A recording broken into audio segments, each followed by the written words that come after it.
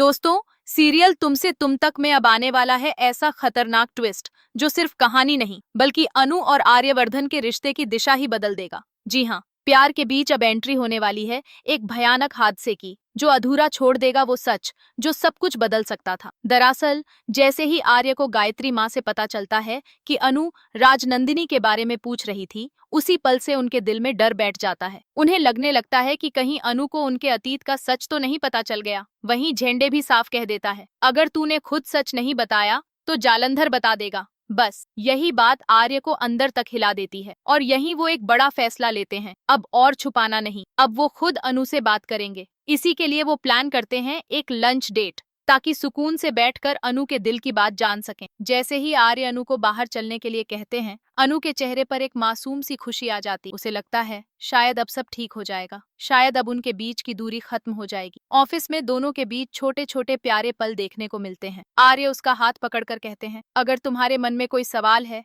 तो तुम मुझसे पूछ सकती हो। यही वो पल है जहाँ से लगता है कि अब सच सामने आने वाला है। दोनों लंच के लिए निकलते हैं। कार में बैठते वक्त अनु का दुपट्टा दरवाजे में फंस जाता है और आर्य बड़े प्यार से उसे ठीक करते हैं। एक छोटा सा सीन लेकिन बेहद इमोशनल। कार में दोनों के बीच खामोशी है, लेकिन ये खामोशी बहुत कुछ कह रहे। आर्य मन ही मन सोच रहे होते हैं, आज सब सच बता दूंगा। वहीं अनु खुद से लड़ रही होती, क्या मैं आज पूछ लूं राजनंदिनी के बारे में, क्या मैं जान लूं राजीव भाटिया का सच। और जैसे ही अनु हिम्मत जुटाकर सवाल करने वाली होती है, तभी अचानक सब कुछ बदल जाता है। कार का बैलेंस बिगड़ता है, ड्राइवर कंट्रोल खो देता है और देखते ही देखते कार सीधे जाकर एक पेड़ से टकरा जाती। एक जोरदार झटका और सब कुछ एक पल में खत्म। दोस्तों, ये एक्सीडेंट छोटा जरूर है, लेकिन इसका असर बहुत बड़ा होने वाला है, क्योंकि अनु अपना सवाल पूछ ही नहीं पाती। दोनों को हल्की चोटें लगती हैं, लेकिन डर बहुत गहरा होता है। अनु घबराकर सबसे पहले घर पर फोन करती है, हमारा एक्सीडेंट हो गया। बस ये सुनते ही घर में हड़कंप मच जाता है। पुष्पा, गोपाल, गायत्री सबकी सांसें अटक जाती हैं। हर किसी को डर लगने लगता है कि कहीं कुछ बड़ा ना हो गया हो। वहीं झेंडे भी टेंशन में आ जाता है जब आर्य खुद उसे कॉल करके बताते हैं, लेकिन अनु सभी को संभालती है, कुछ नहीं हुआ,